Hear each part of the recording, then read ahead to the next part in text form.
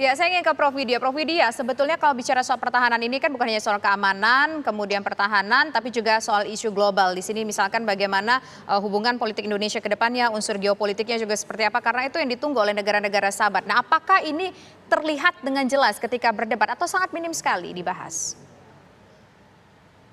Baik, sebetulnya panelis sudah menyiapkan beberapa soal dan tadi seperti yang disampaikan oleh Pak Rizal dan Prof. Karim bahwa sebetulnya tema ini bisa saling terkait gitu ya. Jadi semua pertanyaan itu memiliki dimensi berpeluang punya dimensi internasionalnya. Karena bagaimanapun juga topik kali ini sebetulnya dimensinya tuh heavy-nya ke internasional.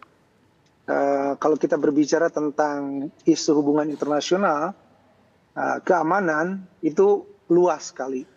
Jadi memang heavy-nya ini internasional. Masyarakat itu ingin melihat di aspek internasionalnya. Perdebatan tentang keamanan dalam negeri juga sebetulnya ada, tapi memang kelihatannya pada isu ini adalah isu internasional, bagaimana posisi Indonesia dalam dinamika politik internasional yang terjadi. Nah, apakah sudah menggambarkan? Sebetulnya belum optimal ya, karena walaupun misalnya ada pertanyaan terkait masalah kerjasama Selatan-Selatan dan terkait dengan Laut Cina Selatan, tetapi tampaknya hanya satu kandidat saja yang mencoba masuk ke situ. Ada dua kandidat lainnya kelihatannya memang lebih fokus kepada bagaimana tadi seperti Prof. Karim sampaikan dan Pak Rizal sampaikan, bagaimana mereka sedang bersaing secara diametral gitu ya. Nah, jadi sebetulnya ketika membahas tentang Laut Cina Selatan ini seharusnya bisa dielaborasi secara menarik, misalnya bagaimana posisi Indonesia di tengah persaingan Amerika Serikat, kemudian kehadiran beberapa fakta pertahanan seperti NATO, Quad, dan lain sebagainya. Tapi memang agak terlalu spesifik ketika membahas tentang beberapa masalah-masalah di dalam pertahanan dengan waktu yang mereka hanya miliki 2 menit, agak kesulitan.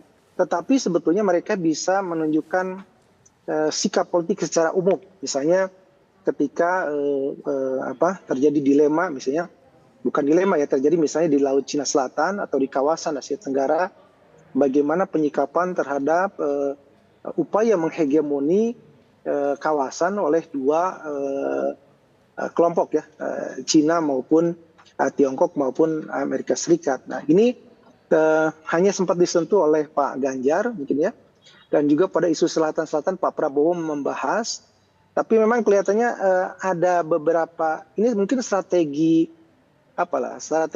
debat yang dibuat itu sudah disiapkan oleh masing-masing tim seperti itu. Nah, jadi misalnya Pak Anies kelihatannya memang konsisten dengan strategi debat sekarang itu ke sana, sehingga mungkin karena fokus di strategi beliau untuk seperti yang Pak Rizal sampaikan gitu ya, mencoba mempertanyakan apa gagasan atau apa pendapat Pak Prabowo, beliau terus konsisten seperti itu. Mungkin dari situlah mengapa Pak Prabowo maupun Pak Anies lebih banyak membahas apa yang diperdebatkan oleh kedua beliau tersebut, keasikan begitu ya. Pak Ganjar yang mungkin tadi kalau dianalisis oleh Pak Rizal dan Pak Karim sebagai pemenangnya ya merasa ruangnya tidak digunakan oleh kedua kandidat sehingga dia bisa lebih leluasa gitu. Baik, Prof. Widya. Padahal kalau Pak Anies dengan Pak Prabowo semestinya punya peluang ya, karena orang menganggap semuanya sebenarnya Pak Anies dengan Pak Prabowo justru lebih proper.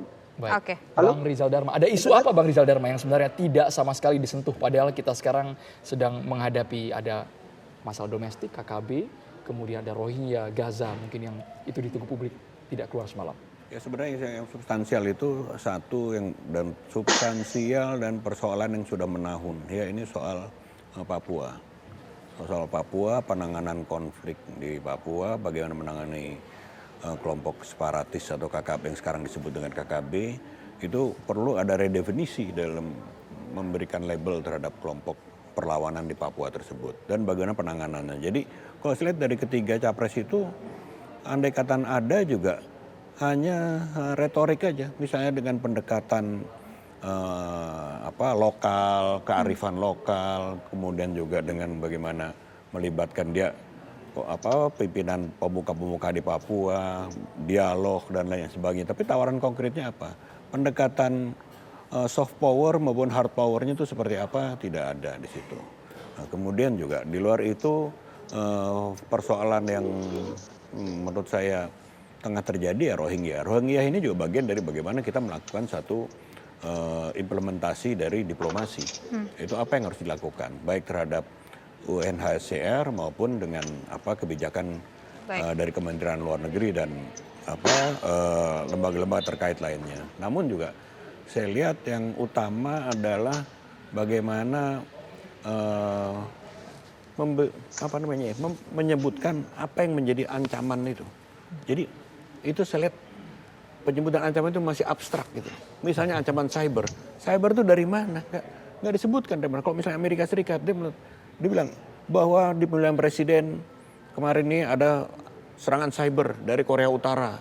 Ada suatu coba untuk melakukan subversi di dalam pemilihan presiden melalui agen-agen Rusia dan lainnya. Nyata, dia konkret dan definitif apa yang disampaikan. Nih, tidak ada satupun yang secara definitif menyampaikan ancaman dan levelnya itu seperti apa. Oke, baik. Terima kasih Pak Rizal Dharma sudah bergabung bersama kami. Kemudian juga ada Prof. Karim tadi bergabung bersama kami dan juga Prof. Widya. Terima kasih atas waktunya semua. Selamat sore.